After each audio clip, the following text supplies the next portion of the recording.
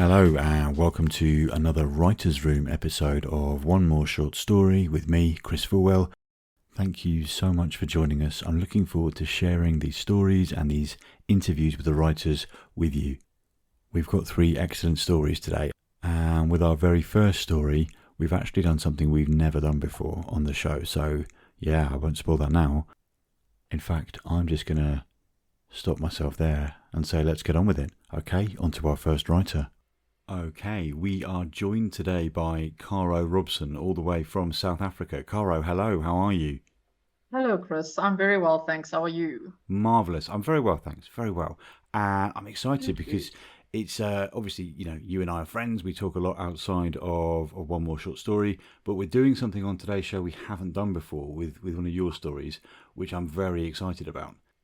This was, Great. be- Yes, me yeah, too. yeah, good. I'm glad you're excited. It would be rubbish if you weren't. If you were being forced at sort of the barrel of a gun to do this, which hopefully you're not. This is the story No. enough from the recent 2026 Verdant Raven battle. And do you mind talking us through kind of your original process before we dive into the new and exciting thing we're doing? Like when you had those prompts, the space bounty and the loan shark and the lantern, I believe it was. Yes. So for this past battle, a couple of people in our writing group decided not to do any redraws. Hmm. And I ended up in the Artificer class, which Hmm. is traditionally the sci-fi group, which was the last one I wanted to end up in. But I stayed because I said I wouldn't do rerolls, right? And I really don't enjoy writing sci-fi. And I've got this witch character that I'm trying to work on, maybe with the aim of writing something more long form. And where possible, I try to use contests to try and explore this character a bit more. So I thought, okay, let me go into that world and not do sci-fi, but instead take it into a fantasy direction. And so my idea was to basically write about a desperate mother going to the witch to save her daughter. But I had thought about space and I thought about the lantern and the loan shark coming in as a desperation attempt or a kind of element. But the bounty part didn't really fit because, your typical bounty story is obviously there's a price on somebody's head, that kind of thing. But when I Hmm. looked up the definition of bounty, I found that, oh, there's a second, less used definition that basically just means plentiful supply of something. So I brought the bounty in that way. So I knew that risk going in because generally people like you to stay quite close to expected genre expectations, although sometimes something completely different will do well. In Hmm. general, it's not the best idea to go completely off kilter with the genre. But for me, writing battle is something to get me writing, and I want to Yeah, enjoy what I'm sure. doing. So I was not going to write a traditional sci-fi, no matter what. No, And fair enough. Well, yeah, that's there's a basically lot. where my Oh, there's a lot to head unpack there, was. Caro. There's a lot to unpack. I like it. I like it a lot. No, it's good. I like the fact that you're not someone who's, you haven't deliberately gone off just to be, controversial or contentious or go off on a tangent for the sake of it or to be different, No. but rather to stay true to your own writing interests and passions. And okay, I've got this space bounty. When you said you were going to go for a different take on bounty, I thought for a moment you were going for the chocolate bar, and I was going to have to cut the interview short there and then because that possibly the worst chocolate bar on the face of the earth.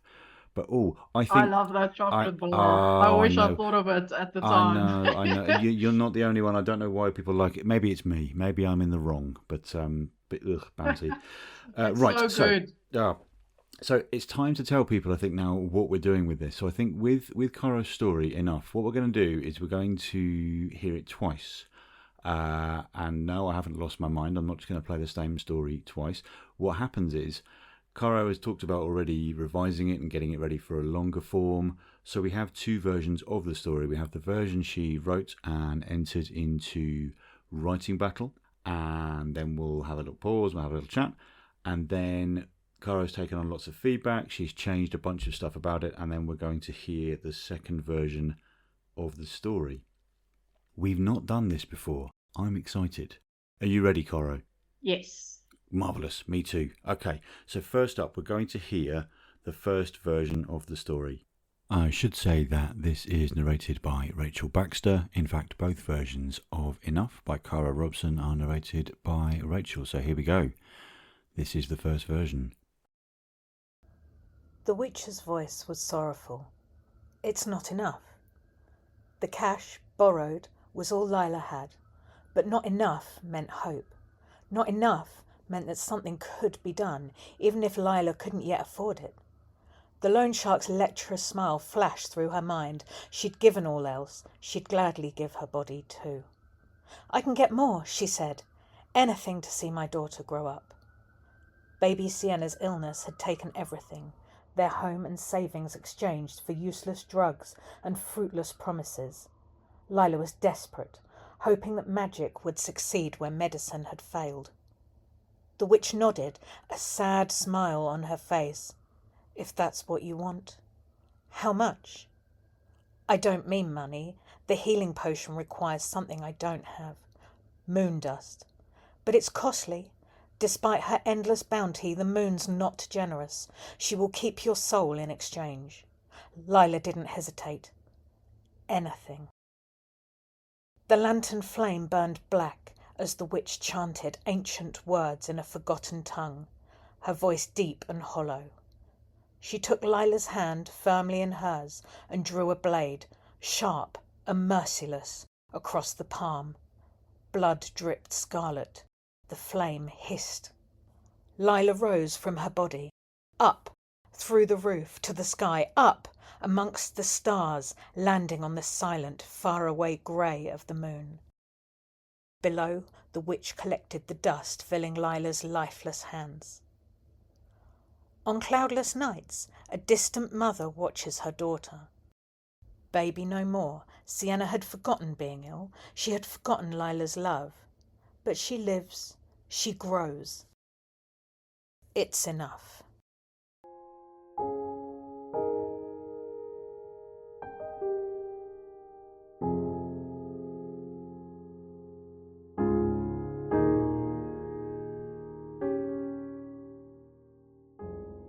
That was the original version of Enough by Caro Robson. In the last writing battle in 2026, it got, was it 7 or 8 points in the house stage, I think? Yes, I think 8. 8 points, fantastic. 8 points. Scooped up the 8 points it needed in the house stage and then got to the thrilling 32, which is no mean feat. We say here on the show that it's not just about how far you get in the contest, it's what else you do with the story. And this next bit is, well, I want to hear from you, please, Caro. What's been... I know you've taken on feedback, whether that's in our writing group or from elsewhere, and you've thought about it. I think we can talk without spoiling the story now, as people have heard it and heard what happens with the moon and everything else. So we can be a bit more open about that, be a bit less guarded. What was your process then in reworking it?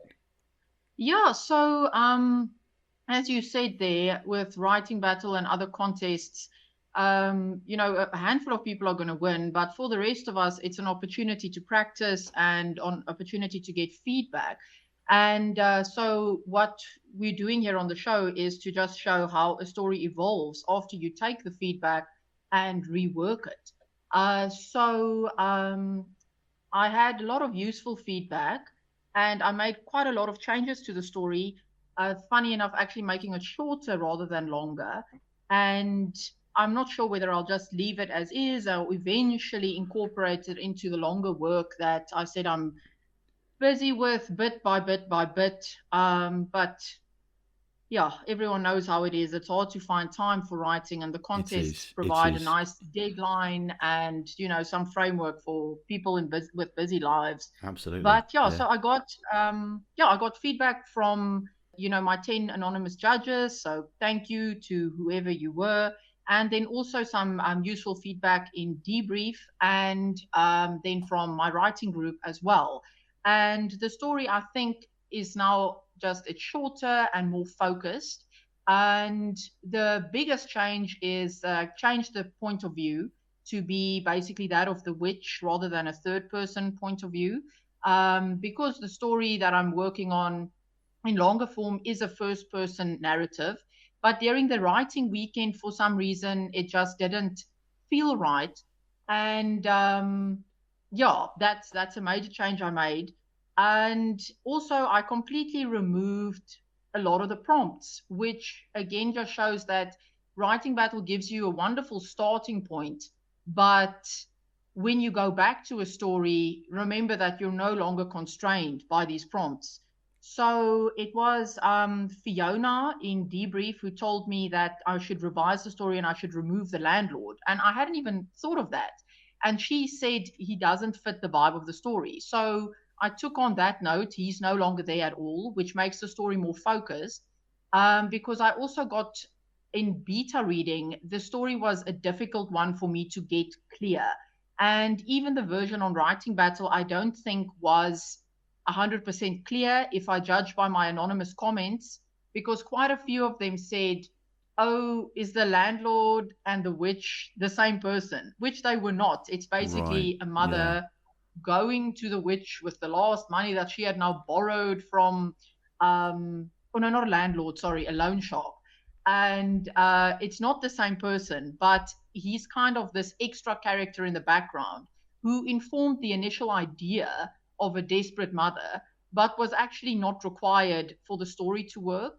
So he has completely been cut out. And the line about the space bounty, you know, the moon having a big supply of moon dust, also is no longer there anymore. So, yeah, point of view change, two of the prompts removed. So it just shows that a story evolves quite far from where it originally starts as a writing battle story. But still, it is a writing battle story because it never would have existed without those prompts in the first place. This is true. And also, I think, I didn't know you'd considered two of those prompts removed, the loan shark and the lantern. But I'm looking at it now. I've got it in front of me, and I think there's an well, the argument. Lantern is there. The bounty line is Oh, I removed. see. So My mistake. yes.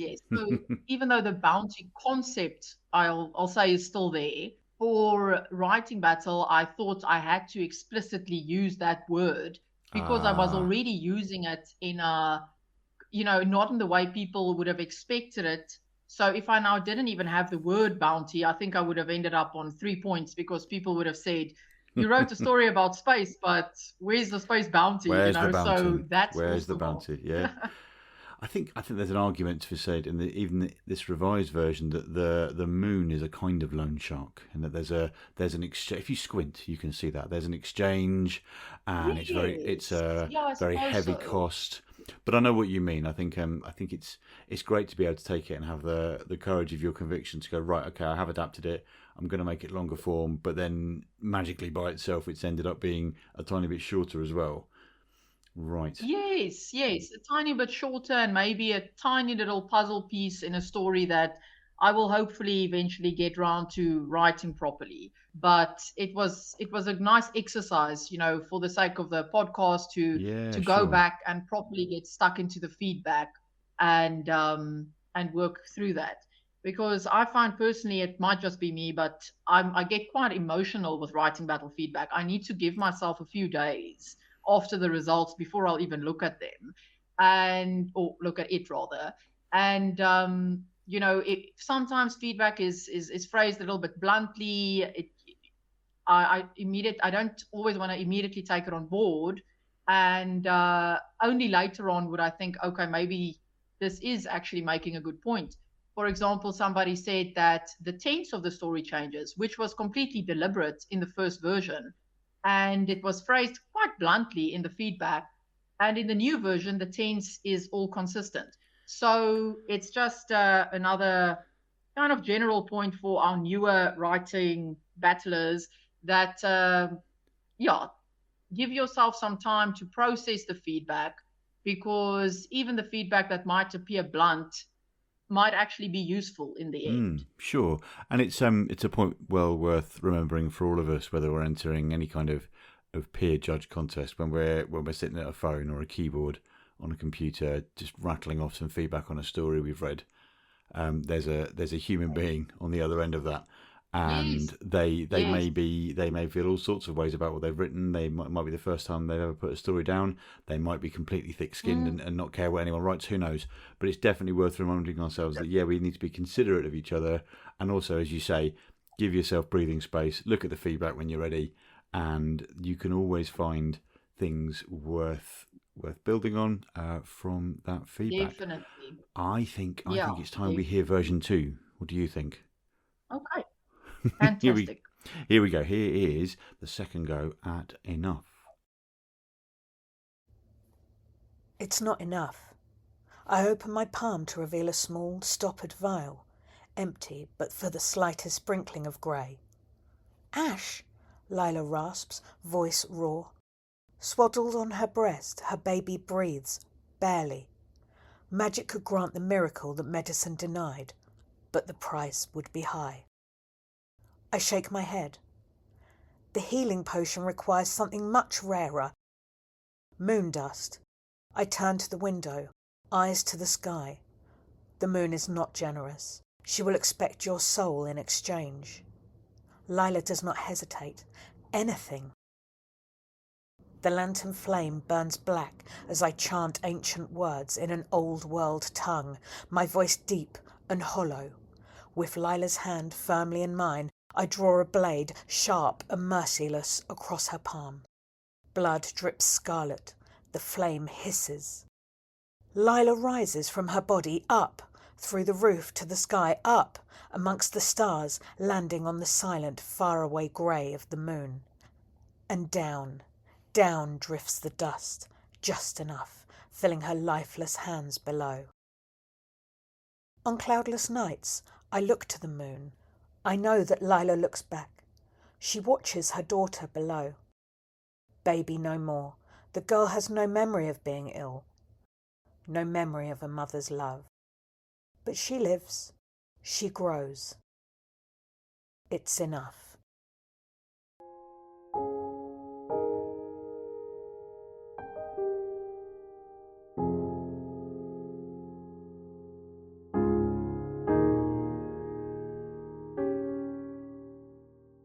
All right. Wow. Yeah. Different. I see what you mean. Yeah, from the perspective of the witch, and it's interesting there because the witch is she's certainly not a villain, right? But then neither is No.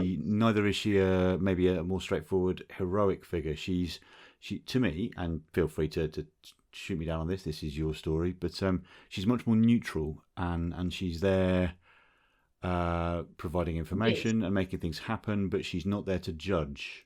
Absolutely. Yeah. I think that is a fair comment. And I'm still actually not sure whether I prefer the original version or the new version. But it was a good exercise for me to. This is the first time I've really dug into my writing battle feedback and, basically rewrote the story. And yeah, I like both. The second version fits more with the longer form that I'm aiming to do, especially with the point of view change. But I still like the original as well. Yeah, I'm So almost seeing.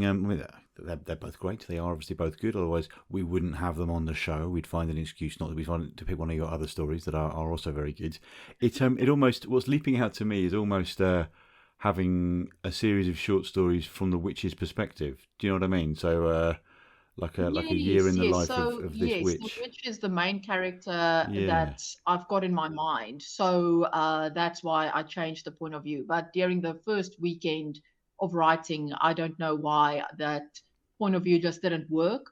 I think again it's because of that not what do I keep saying landlord loan Loan shark shark. I know what you prompt. mean. It didn't feel like it fit that point of view. But yeah, it's actually something I read from Margaret Atwood because she's got also just wonderful writing advice. A friend and I did her masterclass a few years back, and the point of view thing is something that I remember from her is what she said that sometimes if you feel stuck on a story, your point of view might be wrong. And it's something that she's done a bunch of times with much longer things, novels where she's written tens of thousands of words and felt that she got stuck or went off on a tangent and realized that the point of view had been completely wrong, and then she'd scrap the whole thing and rewrite it. So it was just a little nugget that was stuck in my head, and I tried it this time, and I quite liked what I came up with. That's fantastic. That's great, because not only have you got the strong advice there, but we've got a living, breathing example of it actually working for you, which is awesome. Have you got a specific sort of submission aim for this reworking, or a sort of length, or are you just sort of exploring it and seeing how things pan out? Yeah, no, at this stage, I'm more just generally trying to explore ideas for writing something longer form. My aim at the beginning of the year was, to draft a novel this year, but it's now already almost July, and I've gotten absolutely nowhere. Ah, But that's what I like about the contests, is that, yeah, it provides a platform for people with busy lives to still be writing and still be productive, even though the process might be a lot slower than people with more time. So what I've been trying to do is to use the contest prompts to help myself in this world that I'm trying to explore. But this isn't always possible. And you've just got to write what feels right at the time, because sure, sure. writing is also just something that helps you process your own life, your own problems, emotions, things happening at the time. And one does not always feel like being in a light-hearted story or whatever the case is. So I find sometimes I'll write very dark um, stories, but it helps me process things happening in my life. And other times I'm just in a silly mood and I write silly stories, kind of forcing yourself to do one thing or another doesn't work. And the contests are just such a great platform to just feel free to just use writing as an exploration. So that's what I like about Writing Battle and the other contests that we won't mention. No, it's okay. It's okay. um, You are allowed to mention other contests. It's all right. It's okay. I haven't got Max or Nick okay, standing okay. behind me with But a yeah, with other a contests. cudgel or anything. No, it's okay. It's all right. Speaking of other contests and things, you are a first reader for Elegant Literature, I believe. How's that been? Yes, yes. I'm one of the preliminary judges at Elegant Ah, Literature, which is great. A lot of work, but something I really, really enjoy. So last year, how it works at Elegant Literature is that it's a contest specifically for new writers, and there are various rules about what constitutes a new writer. And one of the rules is that you may only be published with them 4 times. If you manage to be published 4 times, then you are ineligible to keep submitting there. And so last year I was indeed published 4 times. And I just felt this void in my life afterwards, because it had become such a habit. Every month I would take a story and I would revise it and I would submit it there. And suddenly I couldn't do that anymore. And a friend of mine, Jamie Gill, was in a similar situation a few months before, and he was also a religious, submitter to Elegant Literature every month.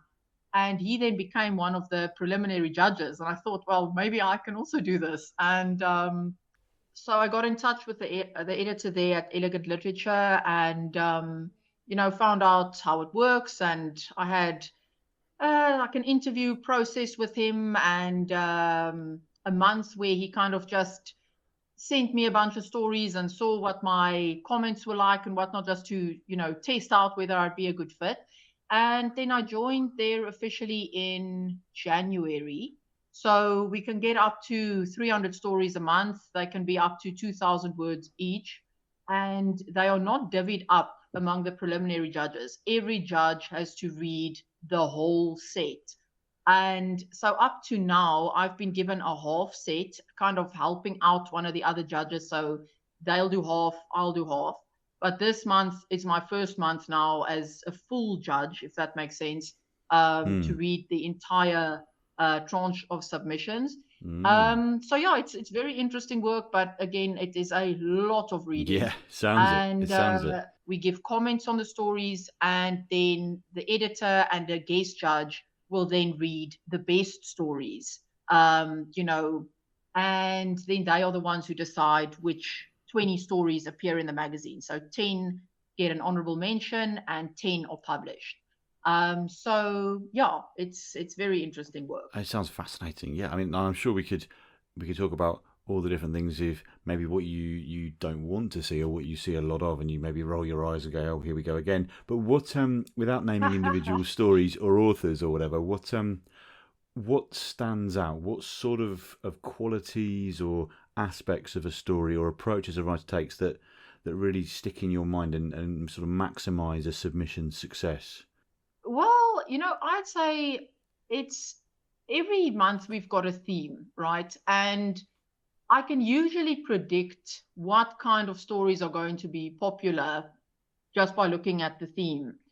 Uh, I'd say that to stand out, it's not so much about taking necessarily an original angle on a theme, but it's the quality of prose to me. If somebody takes okay, it's going to sound bad, but a predictable angle, but the prose is strong, that still stands out much more than a wacky angle where the prose is not as strong. So to me, that is the best stories are original concepts paired with strong prose. However, as we've all now seen, being in this world of short stories and contests, there are very few ideas that are truly, truly 100% original. We all live in the same world, and as they say, there's nothing new under the sun. So to me, it's about the polish and the prose and the characters. I remember reading once, writing is about character, and for a while I didn't really understand what people meant by that. But being a reader at Elegant Literature really made that come to life to me. If the characters are vivid and lifelike, that really makes a story stand out. So it's not to me so much about what happens in the story, as it is about the polish and the characters. I want to care about the characters. The most outlandish thing can happen, but if the characters feel wooden, I don't care. So Sure, okay, yeah, that would be my answer. No, that's fair enough. It's a very reasonable answer. Yeah, there's no point in making something all quirky and wacky and left field just for the sake of it, if the quality of what's there Yes, isn't there. All but right. that said, I will say that comedies stand out because we do not receive a lot of comedies.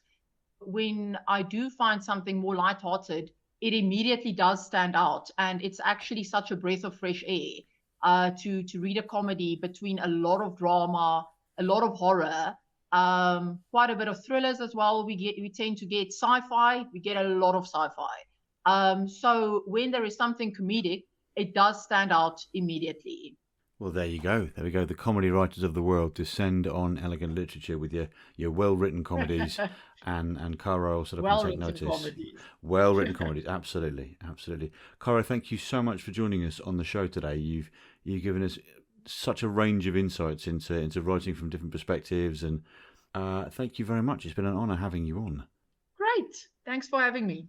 Absolute pleasure. Caro Robson, everyone. Thank you very much.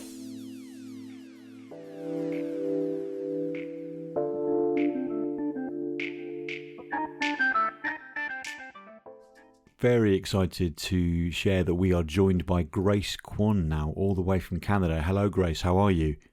Good morning and good afternoon, Chris. I'm doing fine. How are you? I'm very well, thanks. Very well. Yes, indeed. Good morning and afternoon. All those time zone shenanigans that makes it more interesting than me just talking to myself. So we're here today to talk about a 250-word story you did. I think it was back in 2025. Is that right? Yes, I think it was fall 2025. Okay.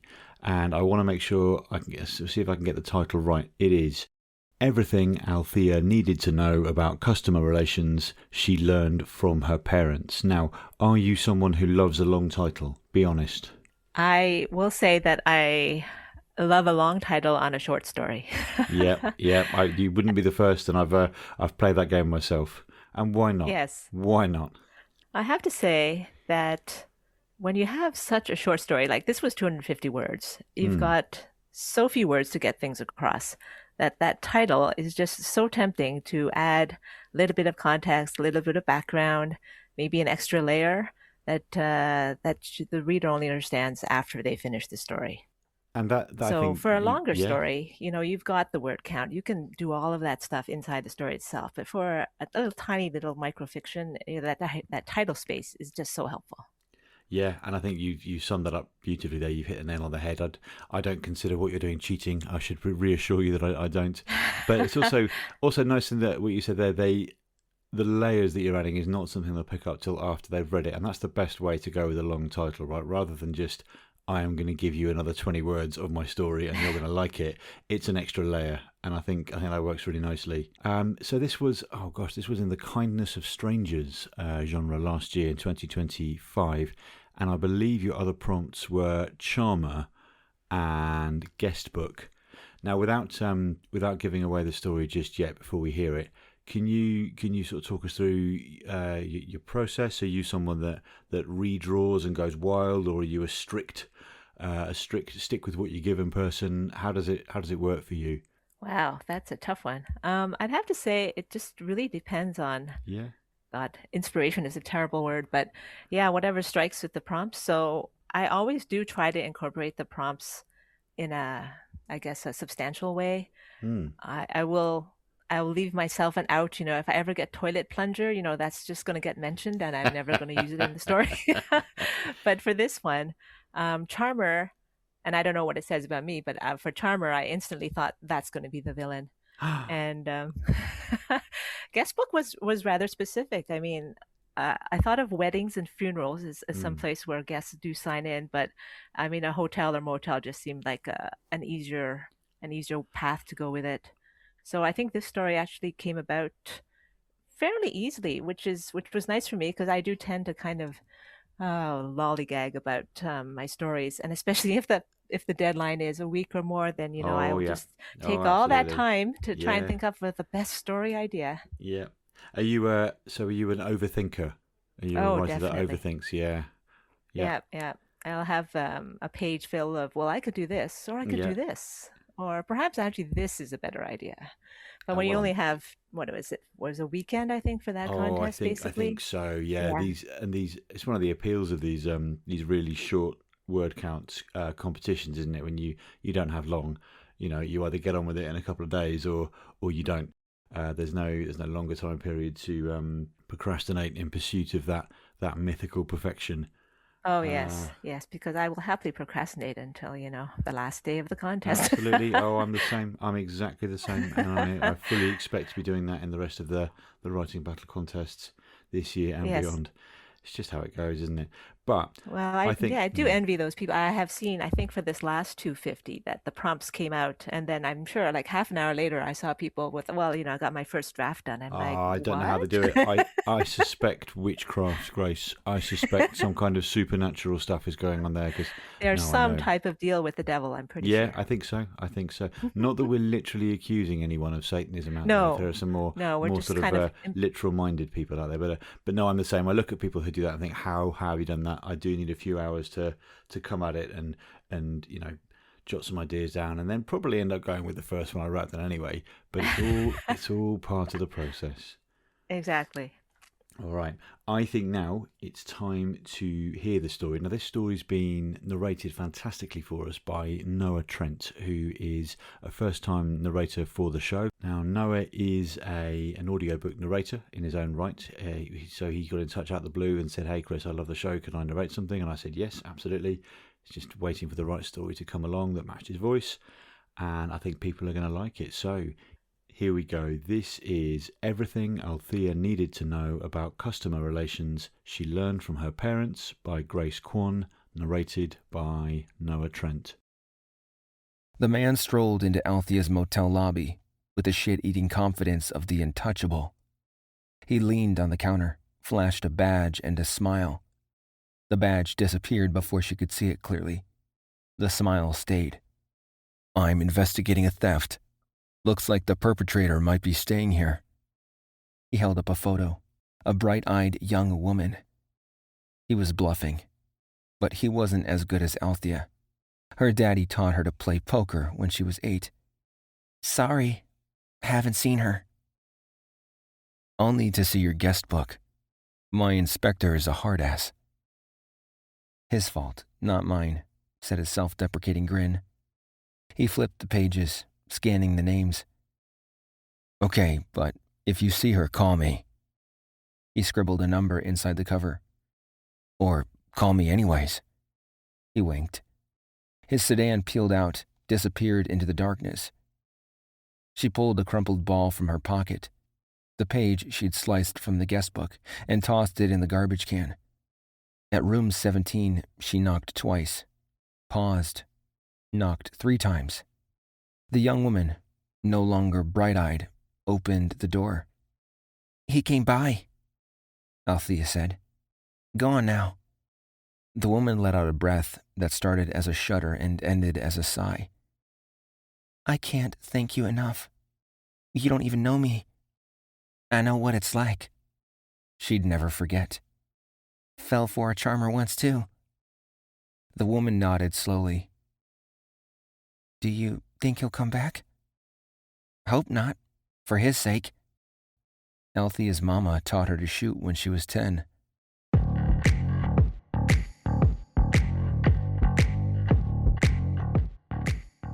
So there we go.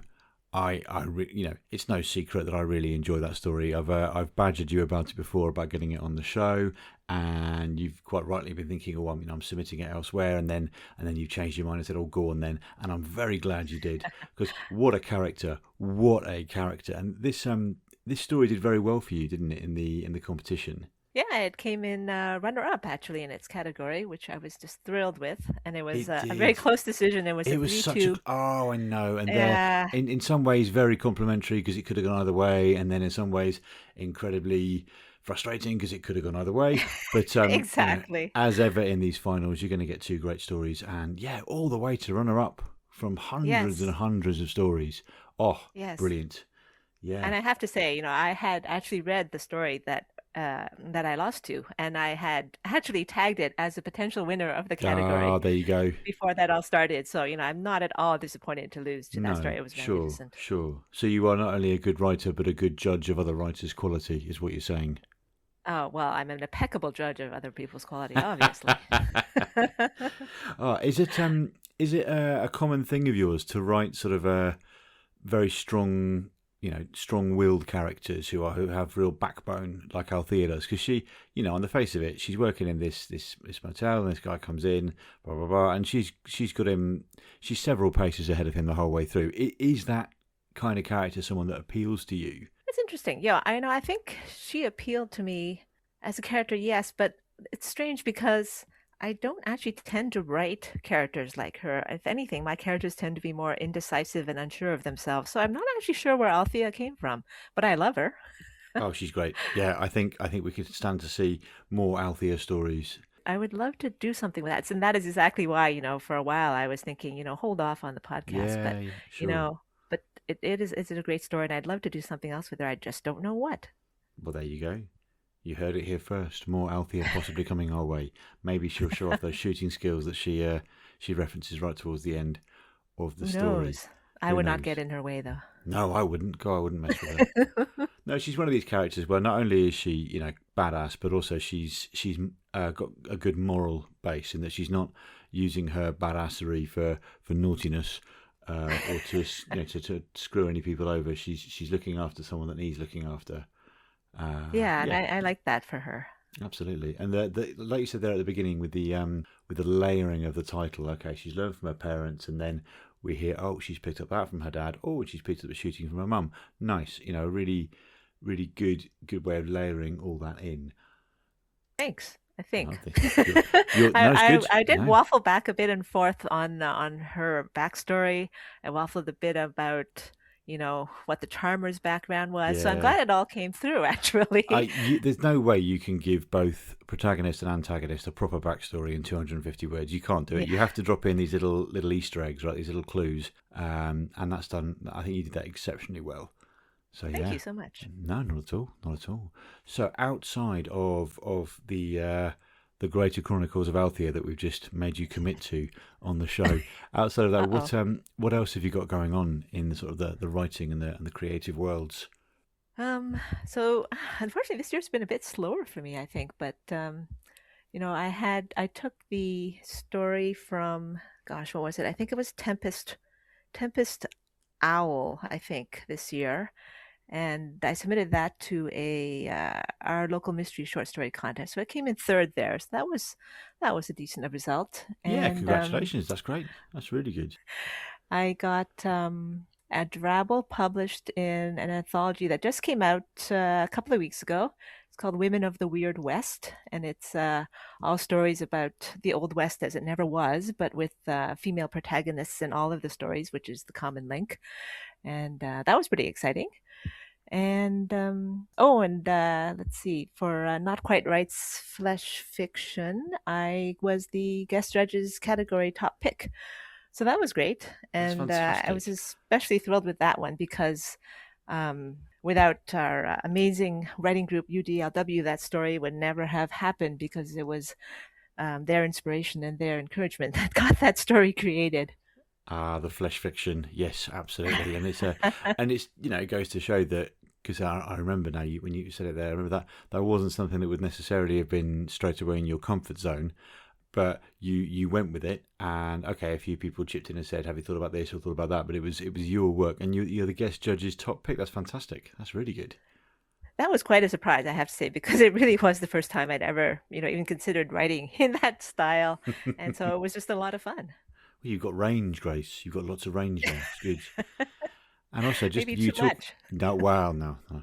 And it's almost sort of quietly reassuring to hear someone who is a stronger writer as you say, yeah, it's been a bit slow this year, because that's how it goes with creativity sometimes, isn't it? And we shouldn't beat ourselves up when things don't come flying from the pen or on the laptop as quickly as we might like. There are going to be peaks and troughs. There are going to be ebbs and flows and all the rest of it. What other metaphors we'd like in the creative Definitely. process. And I think, yeah, it's good to have these goals and get focused on them and get cracking. But equally, if there are times where, you know what, I'm just going to knock out this competition story or do a bit of that and then wait a little bit, that's okay. It's all right for that to happen sometimes. Absolutely. I think we put a lot of pressure on ourselves as Yeah. writers.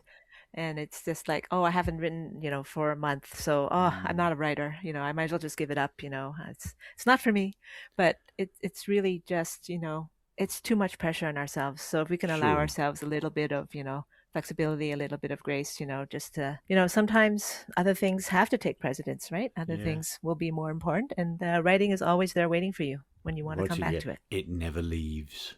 It never leaves. It's always I meant there that on as a your shoulder. positive I, thing. I know exactly what you mean, and it's always there. And if it's something that's meant to be and that you're passionate about, you're always going to come back to it. So yeah, be kind to Exactly. yourselves. The world's got enough going on. You don't need to add crazy unnecessary pressure to yourselves. It's supposed to be fun. Exactly.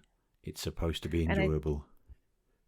I think that a lot of people go in. I mean, a lot of people have read, the Stephen King's writing book, which is a great writing book, but it does stress how, you must write every day if you're going to be a Mm, writer. And I think people try to live up to that. And when life gets in the way, they decide, oh, I'm not a writer. But that's not it at all. yeah, and it's we have to work with what we've got. And Exactly. there are times when you can push through and really go for it and break new ground, and there are times when you just need to say, yeah, all right, I'm going to take a few days and do this, isn't this? I'm going to do something different, Yeah. and it's all going to be okay. That's All right. right. And I read one article once that said, all that time you take away from writing, that's just more grist for the mill. Everything you do in that time is just more that, you can draw on later in your writing. Yeah, building a rich tapestry from which to pluck these stories and these characters. And I wish I was a person like Harlan Coben, who apparently has a notebook everywhere. Apparently he's even got like a waterproof notebook in the shower, because whenever an idea strikes him, he'll just jot it down, and he might not touch it again for years. But that Right. have that discipline to, like you're saying there, in real life, in the outside writing world, when something comes along or you meet a particularly quirky person or something strange happens, and I wish I Hmm. had the discipline sometimes to be able to record that, Yeah. rather than, because sometimes when a prompt lands on you in a contest, you might go, oh, that reminds me of that person I met there, or Hmm. you might not. But yeah, maybe I need to get more disciplined with a little notebook. I'm not sure if I'm going to stretch all the way to a waterproof one, but you never know. Well, now you've got me thinking I should do the same. Yeah, start writing Ah. some of these little quirky things that you run across every day down. Well, nothing is wasted, right? No, Yeah, no exactly. experience is wasted. Grace, it's been so good having you on the show. Thank you so much for coming on. Thank you so much for having me. It's been a Ah, pleasure. absolute pleasure. All right. Well, we look forward to seeing more of what you come up with in the writing battle and other contests in 2026 and beyond, of course. This has been Grace Quon, everyone.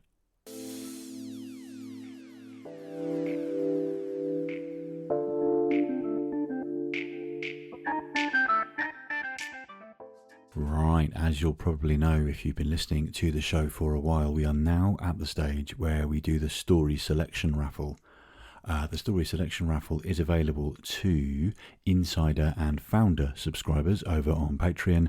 And what we do is every time we do a Writer's Room episode, I do a random selector, a random number generator, and one of those subscribers wins the raffle. What that means is they can pick any writing battle story that hasn't been on the show before to be narrated and featured in an upcoming episode. Could be their story, could be someone else's. That's up to them. Obviously, the writer of said story will need to agree. We don't just go around stealing stories and putting them on the show. That's technically not allowed. Luckily, everyone said yes so far. Can you imagine? Oh, I'd be in bits. Okay, here we go. So, story selection raffle time. Just get my list of subscribers up there. Okay, and here we go. Ooh, here we go. The winner this time is Gail Martin. Congratulations, Gail. I will be in touch regarding the next steps. If you'd like to enter into the story selection raffle, all you have to do is go and subscribe on Patreon as an insider or a founder subscriber.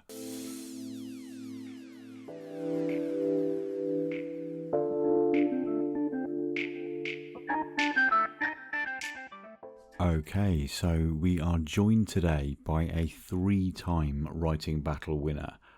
We are joined by Anne Wilkins. It is a genuine pleasure to have you here, Anne. Thank you so much for joining us. How are you? Oh, great. And thank you, Chris, for having me. Absolute It's honoured to pleasure. be on your show. Yeah. Oh, it's an honour to have you. I think we've set a record, Anne, for the biggest time difference so far in these interviews, these conversations. It's you're 11 hours ahead of me. Currently, it's Saturday evening for me, Sunday morning for Anne, and here we are. And it's no secret that you've done really, really well on Writing Battle, and it's great to have you here. I know listeners are going to be delighted to hear from you. We're first of all going to talk about A Place to Grow, I believe. Yeah, that was the last story I did. Yeah, The last the story. winning. Urban fantasy. The urban fantasy, yeah. When you landed on urban fantasy in that competition, was that sort of a genre that lit up behind your eyes, thinking, "Yep, absolutely, this is me"? Are you someone that likes to sort of poke around the genres a bit and see what might be out there, or do you just sort of go with the flow? I definitely stay away from romance. That's not really me. Fair enough. Fair enough. And comedy, I have tried, but I don't know. People don't really get my sense of humor, so maybe I'm not so good at that. But I'll still do it. I'll basically, do most things probably. But yeah, it came up with urban fantasy, which I thought was great. And then my other prompts were a garden for my setting and a gardener for my character. So I was like, whoa, there's no way I'm going to be shifting on any of that. I was going to say, did they land first time? Did that, no re-rolls required? They landed straight away, gardener and garden. Yeah, straight away. So that was like a dream combination. And then I thought, oh, okay, that's great. I'm just going to leave that. And then you just kind of wait for some ideas to percolate. I have written like a couple of stories to do with like trees and kind of things happening with trees that were in a bit of a fantasy thing. And I just kind of wanted to stay away from those roads that I'd gone down before. So it took me a little bit of time to come up with something different. Sure. Yeah. Sounds like sounds like you're doing the thing that writers often do when I've spoken to them, where they're talking about, okay, it's not about writing for the competition as such. It's also about writing for me as the writer. Is that, how does that feature into your process? Oh, Is that a definitely. I want to write something that I want to read. sure? And then I guess like lately my stories have kind of been trying to put maybe like a message into them as well, so they're not strictly entertainment. So this one does have like a sort of an underlying sort of message, maybe like social commentary a little bit Oh, yeah. underneath it all, but it's not Yeah. in your face. No. So you have to sort of read between the lines, basically. Yeah, and I think it's Yeah. I'd agree with that from a reader's perspective, and I've had the pleasure of narrating this, as we'll get to in a few minutes when we listen to it. I'd completely agree with that. It is something that it's got the social commentary in there, but it's not whacking you over the head with it in a great big blatant way. It's here's a story, and if you pause and think about it for a moment, oh God, oh yeah, no, okay, all right, it's layered. Yeah, and I mean, I have done a lot of stories that are just, like a TV show that, or a movie scene or something that would pan out.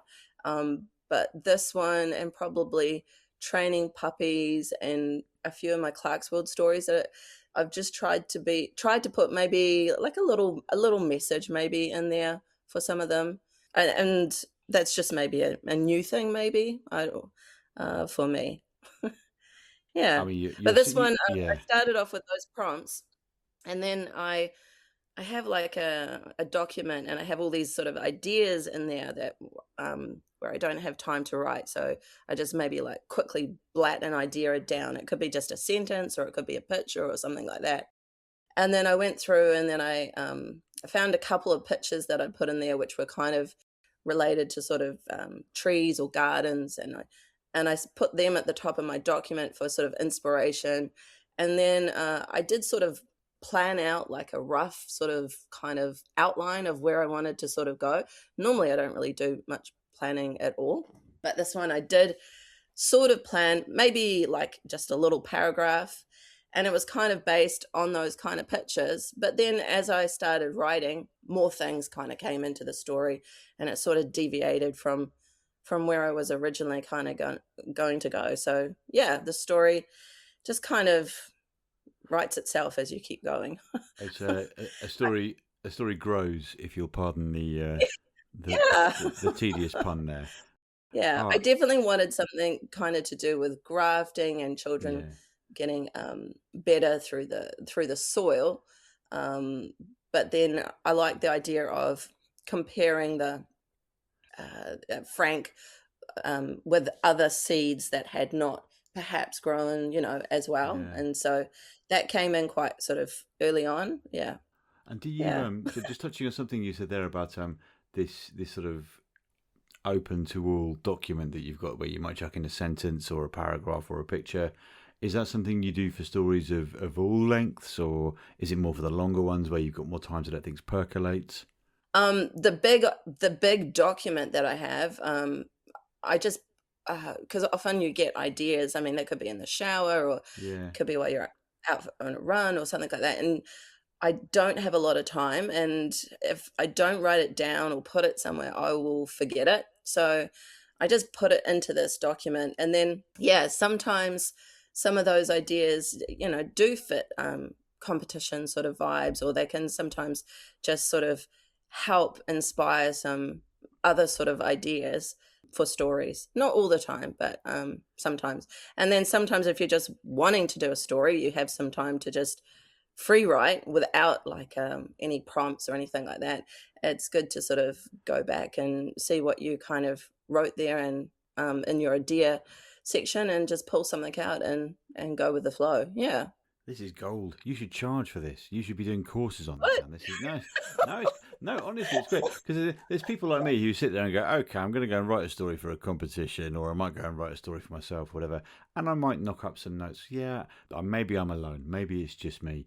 But to have a process as clear as that, with the clarity and the self-awareness of that, is extraordinarily powerful, I think. And I think I'm going to be more disciplined with that in my own writing when I'm not doing one more short story stuff. It's not all the time. It's just like sometimes you might have something there that that kind of fits the prompts if there is something. Yeah. Well, look, before we give the game away of the story too much, I think now is a good opportunity to listen to the story, and then we'll come back after to chat some more. So this is. I want to make sure I get the title right because I keep on changing it from a space to grow, a place to grow. I want to make sure I get it right. This is A Place to Grow by Anne Wilkins. I've just turned 9 when my mother takes me to the gardener. She packs a bag for me, but not one for my sister, Honey. Is it far? I ask. Not far. I can't walk far. I know, says Mother. That's why we're going. Mother pushes Honey in the pram along the pavement and sings lullabies. Every now and then she stops and looks behind to check I'm still following. Keep up, Frank, she says, and I try. When we reach the garden, we sit in a sun-filled room with other families, all waiting to see the gardener. There's children here that look like me, weak and pale. Some are broken, with twisted arms and legs sticking out at funny angles. Others are yellowish with saggy eyes. When it's our turn to be seen, we're taken down a long corridor to a small glass room. Honey happily babbles in her pram while Mother smiles down at her. Who's a good baby? She says. Honey's always good. The gardener sits behind a wooden desk, the largest man I've ever seen. He looks like he's been cut from a tree and that his arms could be branches. A long white beard curls under his chin and his eyes are the colour of grass. So, Mrs. Worthington, how can I help? Mother takes a seat and smooths down her skirt. It's Frank, she says, getting straight to the point. He's too small for his age, too weak. She lifts one of my thin, pale arms and lets it flop to demonstrate. See? The boy's got no energy. The gardener stands and walks towards me. His joints groan as he moves, and the smell of soil's all over him. He holds my chin in his hands, tilting it this way and that, looking at my white skin, my widened eyes. He listens to my heartbeat, peers into my ears, my throat, and taps below my knees with a small hammer. Has the boy been getting sunlight? Enough, says Mother, shuffling in her shoes. I think of the sunlight that I catch on my tongue every day through my bedroom window, always hungry for more, but Mother doesn't like me playing outside. And water? You're keeping him hydrated. He has plenty. A bowl sits in the corner of my room with week old water, a bowl for me to slurp from. The gardener scratches his beard with fingers crusted in dirt. Well, he's definitely wilting. I recommend we put him back in the garden and see if he perks up. Good, says Mother. His father and I were getting a little concerned. How long will you need? Call back in a week to check on progress. Be good, Frank. She starts to leave. Don't go. I reach out one hand, but it's so weak it can't stay up for long before it flops down beside me. Don't be silly. The gardener will take good care of you, get you better, and 1 week will fly by. She pats my head. Remember, good children don't cry. They're brave and strong. She leaves me with my bag and the smell of her perfume. Who's a good baby? I hear her saying to Honey as the pram wheels down the corridor. She never turns back. It's not long before my weak eyes water and I wilt a little more. I suppose you don't remember much about this place, says the gardener, taking me where I'm to sleep. I sluggishly follow him through brightly lit glass rooms, barely looking up. I've never been here before. He laughs at that, a big, booming laugh like I've said the funniest thing in the world. Of course you've been here before. You were born here. He takes me to the nurseries to show me. A huge glass house with rows of rich soil and irrigation systems. I see small baby hands emerging from the soil, reaching out for sunlight. Wiggling fingers and toes. I can even see the top of a head as it breaks the soil. Did your mother not tell you? I shake my head, my eyes fixed on the soil, watching babies being born. Babies like me. She just said I was different. That's all. Not everyone can have a baby these days. We help young women like your mother have a child. I don't understand. You're plant-based, Frank, grown from seed right here in our nurseries, and we have a sure-to-grow guarantee for members for the first 10 years, with free health assessments. We stand by our products. The gardener smiles proudly. For a second, it's hard to balance. My legs go weak, like the gardener's taken out that hammer from before and whacked away at my knees. I reach out to hold on to something, but there's nothing to grab onto except the gardener with his tree branch arms. Oh dear, he says, his smile fading. Perhaps you're weaker than I first thought. You might need to stay longer. No, it's just I didn't know this was how babies were made. Not all, Frank, just some, like you. I'm led down sun-filled halls to another greenhouse with 16 beds. Sunlight pours in, fine mist fills the air, and classical music's being played through speakers. It's hot and sticky, but somehow welcoming. Boys of all shapes and sizes are sitting on beds, reading books, soaking in sunlight. This is our rehabilitation wing. Here at the garden we want everyone to thrive, explains the gardener. You'll have everything you need to make a recovery. And then I can go home. The gardener doesn't answer. His attention's on another boy entering the room. A boy with shiny brown hair, shinier than mine, green eyes, greener than mine, and strong limbs, stronger than mine. This boy is a foot taller than me, with tanned skin and a glow of good health, and yet he wears my face. Ah, George, come and meet the new boy. The boy smiles as he comes closer and speaks in a voice that is like mine. Hiya, looks like we came from the same seed. I want to cry, to run back home, even though my legs don't work properly. Mother's words replay through my head. Remember, good children don't cry, they're brave and strong. George is like you, explains the gardener, although he's rehabilitating from a broken arm. It's almost healed. George holds his right arm up to show me. His arm's a different shade than the rest of him, as if it's been replaced entirely.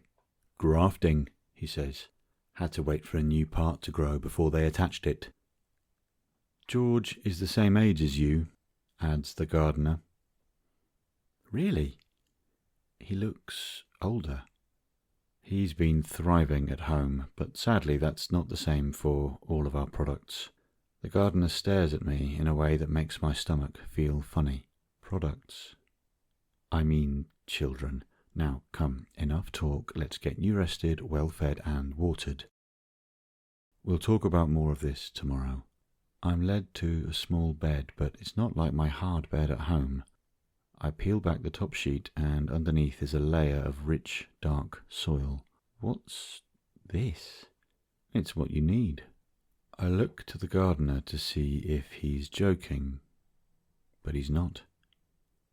I'm horrified, and yet I find myself strangely drawn to the soil. My hands run through it. It smells delicious. Mother wouldn't approve, yet. That's it, my boy. Lie down in it. Eat it if you like. It's all good for you. I sink into the soil. I can't help myself. It cocoons me, and I think I even feel a worm or two burrowing beneath my back, but none of that matters. I close my eyes and breathe. Someone, I think it may be George, is watering me with a hose. Fresh, clean water sprinkles onto me. I soak it all into my skin, taking it all. I didn't realize I was so thirsty. Not just my mouth, but my body. It's not long before I fall asleep listening to the sounds of violins and pianos. In the morning, I wake to find George standing over me with another boy. "Look what I found, newbie. Another one of us. This is Harold," says George, his smile beaming like sunlight. Harold's like me, like George. The same face, but he's smaller than both of us, shrunken into himself, cheeks sucked in, eyes yellowed. His hair's thin, his skin cracked. "Pleased to meet you, Harold. I'm Frank," I say, sitting up. The boy speaks only in a whisper from dry, parched lips. "Hello." I wait for more, but Harold shuffles off in slow old man steps. George and I watch him go. "It might be too late for that one," says George. "What? What do you mean, too late?" "I mean, the gardener might not be able to help him." That sometimes happens with plants. If they've been neglected, starved, malnourished too much when they're little, they don't bounce back, no matter how good the care is. Not only is George strong and healthy, but he's smart. "How do you know all this?" "School, mostly. Parents, too. You go to school?" "You don't?" I shake my head. I think of watching from my bedroom window as all the other kids walk to school, bags on their backs, some riding skateboards and bikes. "That's not for you, silly," Mother would say, followed by, "Good children don't cry." Later that morning, the gardener comes to measure us. He smiles after he's measured me. I've grown 1 centimetre overnight, and I've even filled out a little. "There you go. There's hope for you yet, young Frank," I smile back, lifting the edges of my mouth like I'm lifting weights. Soon after, George turns up with a football, asking me if I want to have a kick around outside. "It'll be good for you, strengthen your bones, and you'll be getting some sun." I'm not allowed to play outside. George looks at me funny, his face tilted to the side. "What do you mean?" I don't know." "Mother just says I'm to stay clean, away from dirt. So you're an indoor plant." I shrug my shoulders. Up until yesterday, I didn't know I was plant-based at all. "Well," says George, "that might be your problem, 'cause if we're from the same seed, it seems to me like you're an outside plant that's being raised on the inside, and that ain't right." "It's not?" "No. Don't you want to feel soil under your feet, rain on your face, the sun on your skin? Don't you want that, Frank?" As he's saying it, I know I want it. I've seen it all from my bedroom window, and wished and wanted it. "Yes," I whisper. "I want all of that." He kicks a football towards me. "Come on then, we'll start today." With weak legs, I learn to kick a ball.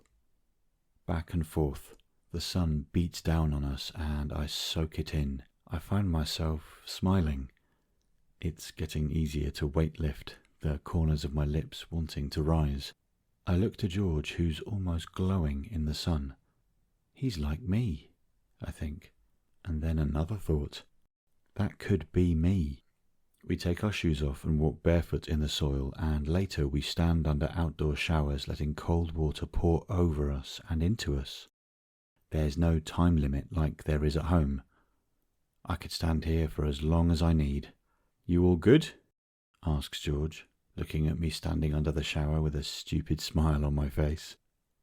All good. There's a faint tint to my skin now. I can lift my arms without them flopping. Even my eyes see better. Colours are brighter, thank you. For what? For showing me. When a storm comes that afternoon, George takes me back outside to feel the wind on my face, the whip of it through my hair, and the cool drop of rainwater on my skin. I've seen storms before from behind a window, but I've never been in one. Both of us take off our shirts, stomp in puddles with bare feet, and laugh and shout at the grey skies. When we return to our beds, wet, wide-eyed and wild, we find Harold in the arms of the gardener. "What's wrong?" I ask. The gardener's green eyes are drenched. He didn't make it. Thought he might have a chance. Sometimes they come round. His words trail off unfinished, dried up. Harold's eyes are closed. He's unbreathing, a shriveled up husk. That could have been me. At the end of the week, Mother comes back, wheeling honey into the gardener's office. I've grown 12 centimetres, put on 5 kilograms, and can now lift my arms with ease. My skin glows, the white of my eyes are white for a change, and I can smile, if I choose to. "Well, he's looking really good," says Mother, as if I'm not even there. "Indeed," says the gardener. "Frank's been one of our standouts, thriving under the proper care." Mother bristles. "We care for him. I brought him here, didn't I? Plant-based children need certain conditions to thrive. Sun, water, fertilizer. We give him all that, and love." 2 bright red spots appear in Mother's cheeks. She begins rocking Honey's pram backwards and forwards a bit too hard, so that Honey, who's always good, starts to cry. He has a room, he has a bed, he has an iPad. A lot of kids don't have any of that these days, and it's not like he's a real child, is he? Am I not real? I feel real, and even though good children don't cry, I can't help my eyes dripping on the carpet. The gardener shakes his head slowly. "Mrs. Worthington, Frank is not something you can put in a bedroom and forget about. You have to care for him, otherwise he'll be back in here within the month with the same problems." Mother looks at me, and then leans forward. She talks in a low whisper, but I hear her all the same. "It's just, we want him healthy, you know, in case anything happens to Honey and she needs a transplant or..." I don't listen anymore. I close my eyes and take myself away to a day when I was with another version of me, outside, under the sunlight, kicking a ball and choosing to smile. "Come on, Frank, hurry up," says Mother as we walk home. I drag my feet upon the pavement, not because I'm weak, but because I'm wilting. I turn back to the garden and see a boy like me, waving goodbye. That could have been me, I think.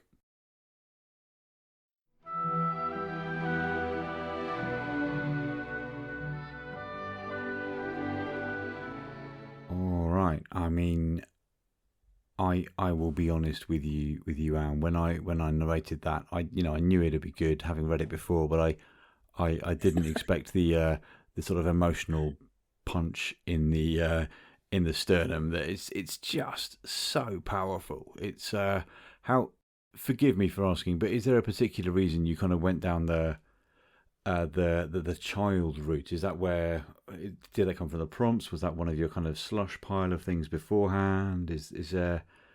I'm just curious. I have written in the child voice quite a bit. In fact, yeah, I think all 3 of my winning writing battle stories have been in the child voice, but I honestly do write in other voices. It's okay. It's not a test. We know. It's okay. It's all right. Please believe me. But yeah, I do find the child voice quite good, quite quite interesting, and some of the like metaphors you can kind of use and how they sort of see things through their eyes. And yeah, I don't know. I find it easy to do the child voice. I mean, I do other voices, and I was conscious of that when I started the story, that, oh no, it's going to be another child voice. But it was just honestly the best way for me to tell this particular plant kind of story, or, story of young seedlings. So if you've got a story about young seedlings, it's kind of really important to start with the young seedling. You can't deny it. If the story's going that way, and you don't want to deny it just for the sake of saying I am not doing another one of those for my own personal reasons. It would make no sense. No, you're absolutely right. So this is, I mean, look, I'll be honest. We don't often get 3-time winners on the show. It's been great to talk to so many authors, and winning Writing Battle is a fantastic achievement.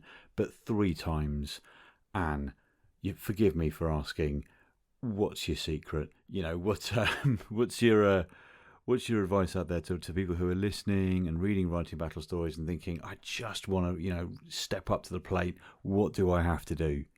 I think I've been quite lucky, and I have been doing it for a long time. So my earliest one was Cyberpunk. I think it might have been 2022. I can't quite remember. But yeah, I have been doing Writing Battle for a long time. I don't have any real sort of secrets. I've been just trying to, keep at my writing and keep, getting better at it, reading more, trying things out, always writing for, myself, what would interest me. Yeah. But yeah, a lot of it is pretty random, who you come up against, whether the judges choose your story over someone else's, or whether your peers choose your story over someone else's. I mean, there's definitely been stories out there where I've been like, how did that story not get through? That was like a complete winner, Yeah. So Yeah. so there's definitely luck involved. It's okay. I wasn't looking for an actual cheat sheet for the listeners. It's all right. There is no, as more than one person has said before, there is no magic formula. There is no, this will definitely work. This will definitely win. It's it sounds like more and more what you're talking about there is this idea of deliberate practice, right? Whether it's within Writing Battle or elsewhere. You're writing to sharpen up your writing. You're writing to do something you yourself read, and you've been, you are one of these fantastic people who, outside of competitions, takes Writing Battle stories or other stories and submits them elsewhere, which I think many of us haven't necessarily explored too much. How have you found that in terms of whether it's a Writing Battle story or another competition story or whatever it is? How have you found that kind of transferal from writing these shorter pieces of fiction to submitting them elsewhere? In the beginning, it was really hard because everything was just getting rejected all the time, and you're like, why don't they like me? That's absolutely right. Yeah, it's a real ego thing, right? It really hits you in the chest, like, oh, what am I doing wrong? Why don't they like what I've spent hours and blood, sweat and tears? What's wrong with me? Yeah. Oh no. So in the beginning, lots and lots of rejections, and I still get lots and lots of rejections, but I guess I've learned that it's just like fishing, right? So you've got your fishing rod out there and you're just looking for a place to hook onto your story and someone to say, actually, this one does fit our magazine, at this time, or, so yeah, we would like to accept it. So it's about getting used to those rejections and trying not to take it like too personally, and just persisting. I mean, that's the biggest thing, right? Like persistence, to keep trying, and during that persistence, like edit your work and go back and look and see, well, could this be better, or does this ending work, or whatever. I'm not deleting any stories. I just keep them on my computer drive and, edit those ones and refine them up a little bit, polish them up, dress them up a bit. And keep sending some of those ones out. They may have been rejected maybe 5 years ago, but maybe maybe now they could find a home, you know. It's really It's encouraging to it's hear all you say about that. Yeah. what it's all about, sort of finding the right place at the right time, and Ah, and the right fit for your story. the right fit. Yeah, absolutely. The Yeah. right fit for your story. Right place, right time, right story. Because yeah, no, it's really refreshing actually to hear someone as accomplished as you saying, yeah, there were a bunch of rejections and it really hurt, but I carried on. You know, people don't see that, right? When we see what's on maybe social media or on the competition winners page, we see the excellence, we see the final result of a particular competition, and we don't obviously see the graft that's gone behind it. And it is refreshing and encouraging, I think, for up and coming writers to see people like you who've won it 3 times, who're doing very well for themselves, to say, no, you know, there is no magic formula. It's just about deliberate practice and improvement and continuous improvement, and it's really paying off for you. Right? There's been at least one Clarkesworld success recently, I believe. Please do tell us about that. Yeah, so I've been really lucky. I got a piece published with Clarkesworld last year, which was the Cold Burns, and I mean that story I'd had for quite some time, maybe 5 years. No, maybe, I don't know, maybe 3 years, maybe something like that, and it was one of my husband's favorite stories, and I just couldn't find like a place for it. It kept kind of getting like close, you know, but not quite there. And then you know, and every time it came back, I just sort of refined it up a bit. And then it got accepted by Clarkesworld, and that was just like amazing. And then on top of that, that story's now being nominated for a Sir Julius Vogel Award here in New Zealand as the best short story. And also I didn't know that. Oh, that's massive. That's great.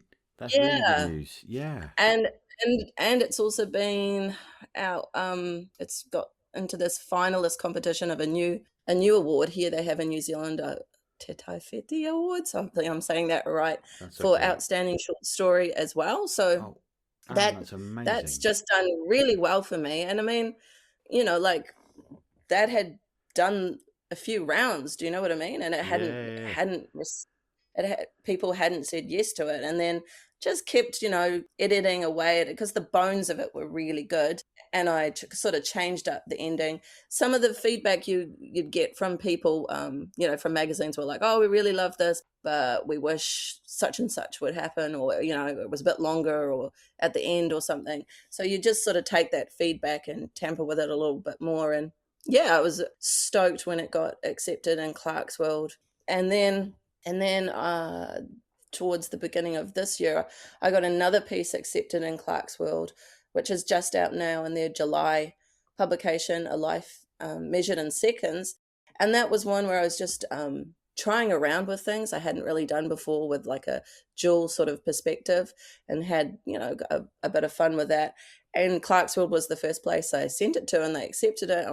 And that was like, oh my gosh, that's amazing. And then my third acceptance, I have done a novella, my first ever novella, and I sent that to Clarkesworld, and they just recently accepted that. So, congratulations! That's massive. That's really good.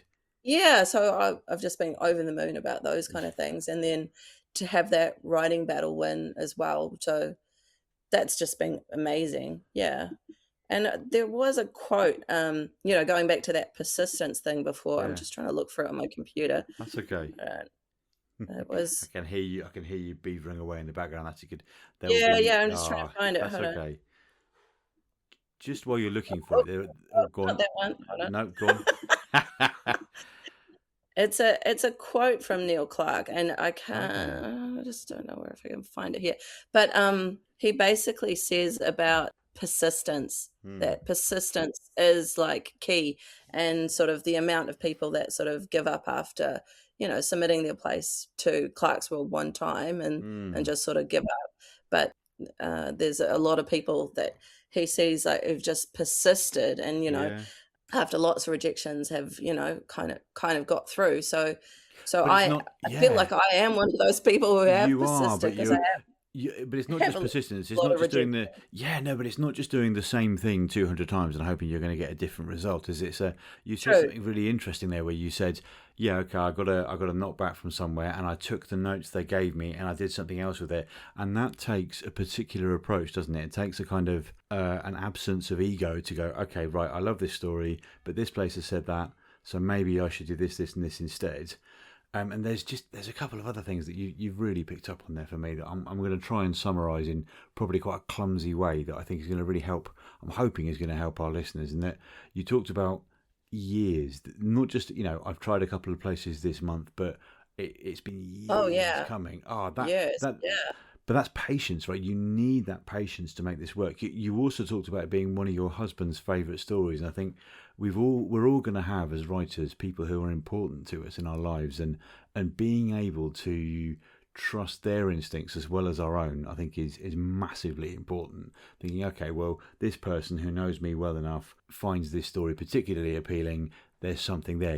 I think you described it as the bones of your story, which was great. And there's also that idea of the bones being good in that you back yourself. Do you know what I mean? You go, I know I've done a good job here. It might not be 100% ready yet, but I know there's something there, and I'm not going to give up because it's been knocked back a few times. And I think that persistence and patience and having the fortitude to see that through is hugely important and very encouraging. Yeah, and in that same document that I have the ideas, I also put like a section there like feedback on other stories. Yeah. And so if something comes back rejected, or with like a note, which some of them do, I'll put that feedback sort of in there so you can sort of refer back to it like later. And I mean, you may not agree with all the feedback, but there will be some feedback if you can critically look at things that you'll be like, actually, that they're right on that point. That's pretty good. I did speed up towards the end there. Yeah. The pacing wasn't quite right. Yeah. And there'll be something like that, and you'll think, yes, I'll go back and revise that. Sure. Yeah. But And yeah, the sorry. four key things for me are reading a lot, writing a lot, editing, and persisting. Yeah. Basically, those four things: read, write, edit, persist. I think we could probably make an acronym out of them, couldn't we? What's that? RUEP. We're going to need to work on that, or PRU. Oh, that doesn't work. We'll work on this. Oh, Anne, thank you so much. I feel, even though it's like 10:30 at night here, I feel massively encouraged. Like I'm going to go off and write something useful, write something good for myself now. Oh, thank you. How has that process changed for you? Because you just described it in an immensely professional, honest, and quite humble way, being able to take on that feedback when they do give notes, these publications. Has that process changed for you at all since you started? Has it always been something you're quite comfortable with? Is there any difference at all? I think I'm probably more sort of systematic now with like Sure. recording things, putting things into a document. Otherwise I just like leave things in an email and would be like, where was that comment about that story? And have to search through my inbox, which is a nightmare. Oh, okay. To try. You're not an inbox zero kind of person. No, I'm not. Yeah. But in terms of the way it lands personally as well, it sounds like you've got a really strong approach there, where if something does land with a rejection and some feedback, it sounds like you're really adept at just saying, okay, that's disappointing, I'm going to pick that up and run with it. Has that always been the case? Have you changed your approach to that over time? How's that been for you? I guess my skin has got like tougher, because in the beginning I probably didn't realize how many rejections you would actually get. No. So I have got a bit tougher with like trying not to feel those rejections too much, because every acceptance you get gives you a big lift. So every acceptance is like a little pat on the back saying, hey, you're doing good, you're doing you've got this, you're doing the right thing, keep trying. So you kind of need like a little acceptance every now and then just to keep you going. Even if it's like a short, oh, you made the short list or the long list, or Hey, it all counts, right? It all counts. yeah, It's all, everything yeah, like that counts.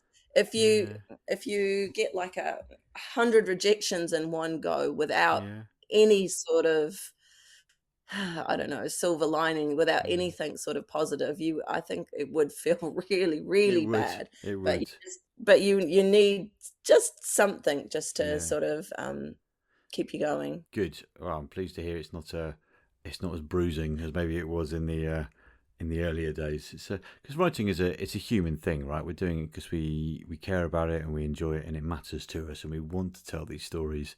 So it's understandable when things are, especially for new writers, are maybe a bit more bruising when they get rejected or when people don't make the long list and whatever. But I think you're talking again about this deliberate practice and about just trying and trying again and trying it differently, and it's that, isn't it? Just going again and again and again, and we do what we can. And refining your work and trying to look Yes, for the right places for your work. Yeah. yes, And just reading other stories and seeing how you can make your craft better. Yeah. yeah, and that, Um, yeah, Also, when you're sending your work out to these places, you have to really sharpen up your beginning, yeah. because those slush pile readers, they need to be sort of engaged from the beginning. So it's really important to have like a strong sort of opening, and then keep them wanting to read as well. So That's that's why I great. also, you need that strong opening, You do. That's and great advice because you need. they haven't got that sort of writing battle camaraderie in a slush pile reader, have they? Where someone's clicked on your story, maybe they know you, maybe they're returning a read, whatever it is, and they're going to read all the way through, or they're a judge that has to read your story. If it's a slush pile reader, you want to get them early. And that applies really for all writing as well. Mm. To capture your audience, early. Make sure that first paragraph is really good, is clear, is interesting, is going to make the reader want to find out more. And thank you so much for coming on the show today. You've given us an absolute wealth of experience and wisdom. I greatly appreciate it. Is there before I stop waffling on and let you go, is there anything else coming up in 2026 you'd like us to know about, or you've got coming up? You mentioned a novella coming up with Clarkswell, which is fantastic. I'm not sure I've written anything close to a novella yet in my life. It's exciting times. Yeah, I started writing that in the school holidays, the December school holidays, and yeah, finished that not so long ago. So it took me a little bit of time, but Yeah. yeah, that one's called The Slither Beneath the Sand. So I'm not sure when that will come out, because I've only just signed the No, contract on that. sure. But yeah, I'm really looking forward to that coming out. Yeah. Um, I have some other pieces that are coming out soon, but I put them all up on my website. So I have a Anne Wilkins author website, and I have something called list of publications and stuff. And anything I have that's coming out or that has come out, I just stick it up there, and Yeah, that's sure. also that also helps me, to see like how I'm tracking as well. Yeah, it's a nice public way of doing it there, isn't it? Saying, hey, look at all this stuff I'm doing. Oh, and everyone can see this. Oh, I have to do what I said I'm doing. That sort of thing. It's yeah. I think it kind of makes you accountable, and it's good to see Yeah, that what you've got going, and sure. what's coming out and things like that. Yeah, yeah. Oh, But yeah, I do enter competitions, and or obviously do submit to magazines and everything yeah, sure. when I can.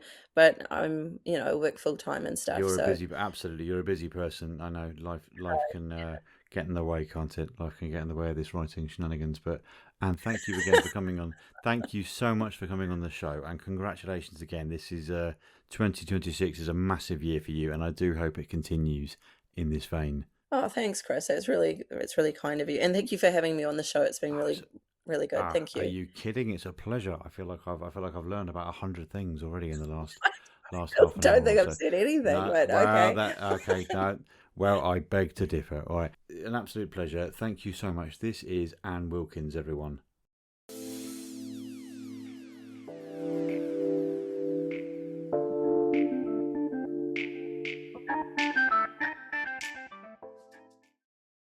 every time I sit down at home to put these episodes together, whether it's a regular episode or a writer's room episode, I'm reminded of just how lucky I am to experience this level and this variety of short form fiction. Yeah, I am a lucky chap. I am indeed, even with this face. Thank you so much for joining us again on One More Short Story with me, Chris Fulwell. We'll see you next time.